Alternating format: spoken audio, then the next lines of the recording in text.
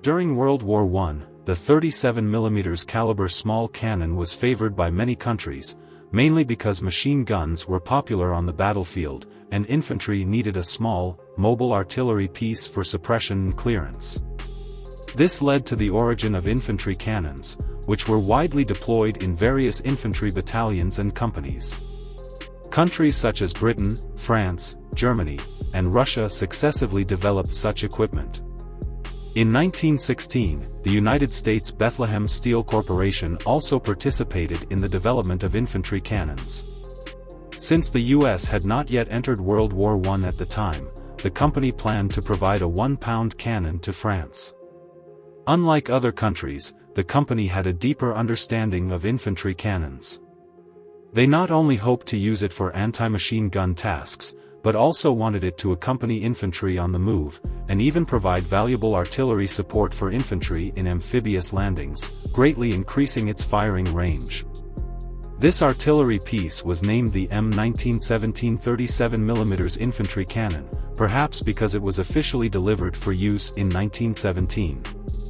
The structure and appearance of the M1917 were very similar to the widely used 37mm anti-tank gun that came later, and its performance was already quite mature.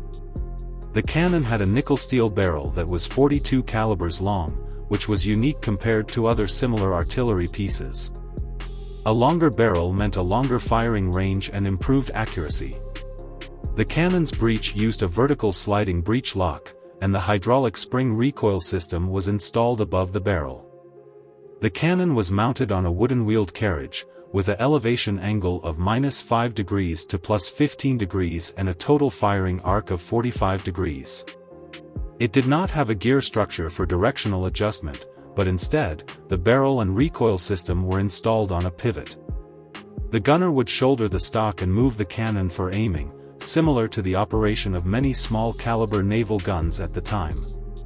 The M1917 cannon weighed about 440 kilograms. Although it was heavier than the 37mm infantry cannon at the time, it was not very cumbersome. The crew could manually transfer the cannon, and it could be towed by a horse for marching. More importantly, it could only fire specialized 37mm shells, with a projectile weighing 0.48 kilograms and a muzzle velocity of 640 meters per second. It had better ballistic performance and a maximum firing range of 3.7 kilometers, with a greater striking depth. The French army ordered 200 cannons in 1916, but the first batch was not delivered until 1917. The French found that the ammunition was not compatible with their own 37mm cannons, but the artillery was very powerful.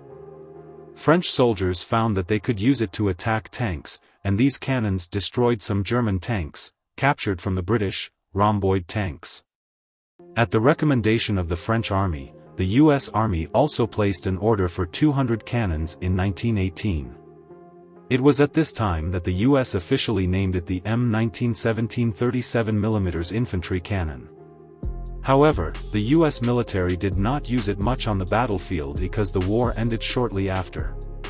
These cannons were retired in 1921.